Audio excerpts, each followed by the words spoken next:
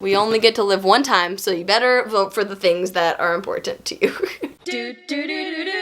Cassidy Quinn. Hey guys, Cassidy Quinn here. On this channel, I talk a lot about things that make me happy, and hopefully will make you a little happier too. But here's a thing I have realized. Sometimes the thing that will make us happy in the long term are kind of very extremely stressful in the short term, or they can be. So yes, today we are talking about politics, specifically voting. It's time to do it! But I know, voting can be very overwhelming. Is this you? There's so many things on the ballot, I will never understand them all, and do all those little things really matter anyway? I get it.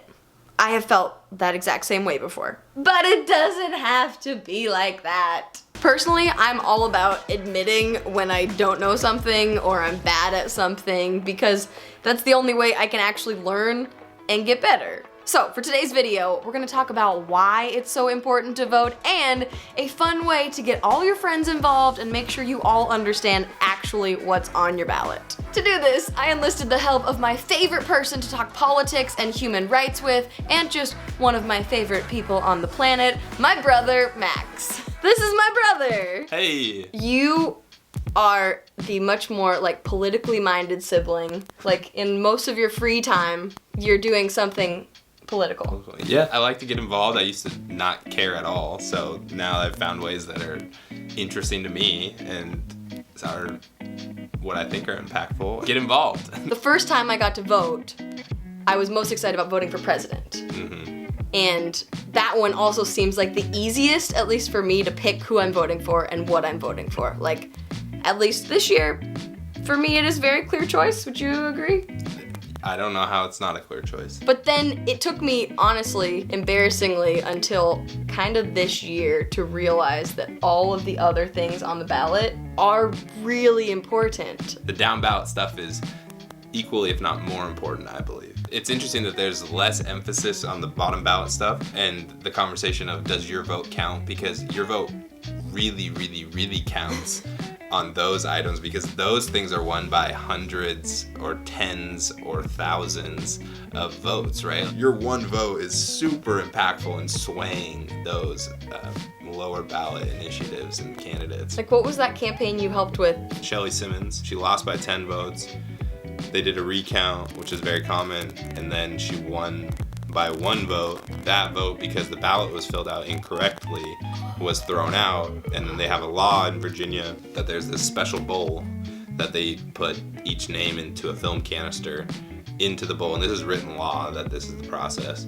Whoever's pulled wins. And in 2017, her challenger one just stood for everything that I certainly don't stand for. Luckily, in 2019, she ran again and she dethroned him. And yes. So now Shelley's sitting in that seat and doing great things for her community in Virginia. That one vote. Yeah, when you get your ballot, read the instructions. Even if you think you understand it, I think I understand it every time, and I still make sure that you rip off the right tab and you put it in the right envelope and you get it in the mailbox the right way and use a pen or whatever it instructs you to use. And if you go to vote in person, make sure that you take your ballot. If you got one that was mailed to you, take that with you. Don't go to voting polls and expect another ballot.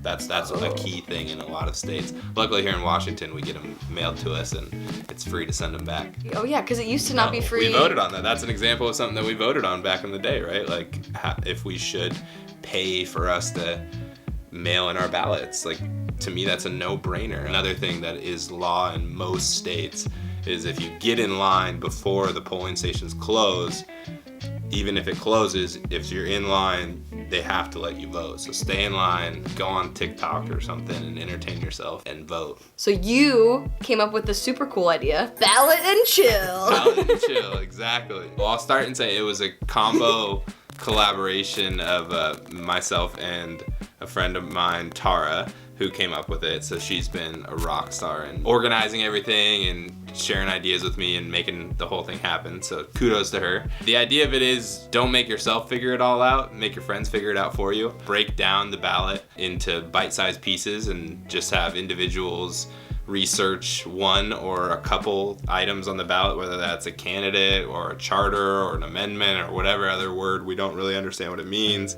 You say charter, I don't even know what that means. I don't really. But that's the point of this. Exactly. We're just breaking it down so that each person only has to research one thing, one item, and then we all come together this year in a virtual setting. Each person presents for like 3 minutes on whatever they researched, and then we choose to have people give an endorsement. You don't have to give an endorsement. And then by the end, you basically have a cheat sheet to fill out your ballot on your own. It's supposed to be fun. Everybody is always so passionate about what they get to research because they only have to research one or two things as opposed to the whole ballot, which gives them time to be like, whoa, this is crazy. Like, did you actually know what this charter was voting on? And I might have said no, but now I realize with, listening for 3 minutes that thing's huge. You can do it however you want, but we just created a framework for people to leverage in any way that they want. There's an Excel sheet that breaks it down, so it just helps you list out all these candidates running for these positions, and there's all these measures and whatever, and it's different in every state.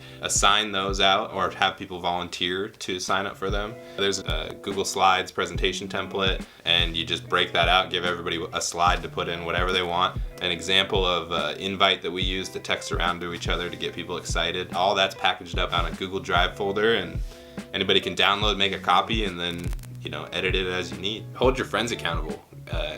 Because that further holds yourself accountable. I've seen people saying like, oh, I feel so annoying. I'm texting all of my friends like, do you know where you're voting? When are you voting? Do you have your ballot? What are you doing? But you kind of have to. If you're annoyed by it, then check yourself and just do your part. Make sure that at least you're doing your thing and that your family and friends are doing theirs too. I have come into that where you start talking politics and they're like, I don't want, and then this is serious, this is stressful. Okay, well, would you like to talk about it in a year when something changed and your life has gotten worse or the people around you's life have gotten worse? Like, let's be annoying right now for the good of all of us. And then be annoying and vote. You have to work to understand how these things really impact you, and a lot of them you'll realize shouldn't be political. A lot of these things that we're voting on or people that we're voting for that are going to uphold these ideals and these rights that we all should have, many of us don't have, then you understand that these shouldn't be political, but they've been drug into this, or how politics does play into all of these things that eventually, are a huge part of human rights. It's not Democrats and Republicans that we're talking about. We're talking about human rights. Get out and find a way to do something about it. Whether that's texting 5 friends, making a plan and sharing it with 5 friends, or talking to your racist uncle, writing postcards if that's your jam, putting posters up around the city, building a tool, whatever it is, like, do something. It's gonna be impactful and we need more of it. And that's why you need to ballot and chill. Ballot and chill. Thanks, brother. You're awesome. Thank you for making this awesome thing that everyone can use. And if you do it, let us know, because I would love to know anybody who does it. It's pretty cool. Vote! Vote!